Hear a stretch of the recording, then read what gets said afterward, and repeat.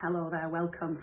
My name's Kim. I'm the lead assessor at Best Practice Network for the Teaching Assistant Endpoint assessment, and we just wanted to reach out to apprentices out there just to give you a little bit of insight into what to expect of the endpoint assessment process with the Teaching Assistant standard.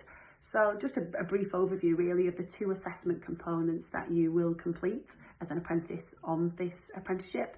You've got the observation with questions, and we've got the professional discussion as well. So with the observation, a Best Practice Network assessor would come out to your place of work and would observe you in your natural practice, doing your thing for an hour and a half. So it's a 90-minute observation. So you would plan effectively to hopefully meet as much of the criteria or attempt as much of the criteria as you can during that observation. Once we get to the end of that 90 minutes, we will then move on to some questions. So we've just got 20 minutes just to ask you some relevant questions that link again to that intended criteria, just to further strengthen what we have seen already in that observed part of your assessment. And that completes assessment component number 1. And the second and final assessment component is the professional discussion.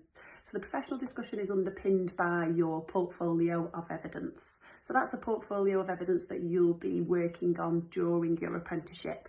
And when it comes to the end of your apprenticeship and you're ready for that endpoint assessment, you'll be able to bring that portfolio of evidence in with you. It's typically around 10 to 12 pieces of evidence, and you'll be able to have those with you throughout the professional discussion to refer back to use as a bit of a prompt. And it really underpins the discussion that you'll have with your assessor around that intended criteria of the professional discussion. They are the two assessment components. That professional discussion is 90 minutes. And that then makes up your full endpoint assessment and gives you an overall grade. So they're graded separately. The observation and the professional discussion are graded separately. There is either a pass or a distinction, and then those two grades, so the grade that you get for the observation and the grade that you achieve for the professional discussion, would then give you your overall grade, which can be a pass, a merit or a distinction.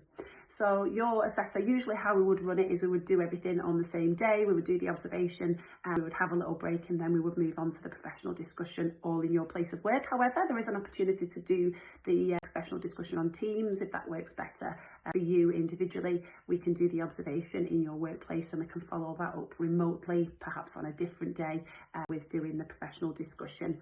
I think Best Practice Network are really keen to give you the smoothest process, the most comfortable process possible through the assessment. It is an assessment. I know you'll want to do well. You may be feeling a little nervous, and Best Practice Network are really passionate about making that process as smooth of a process as we can, just to enable you the best opportunities of attempting all of that criteria that we're hoping to achieve through those two assessment components. So hopefully we will see you soon at your workplace to conduct your observation and professional discussion. Thank you.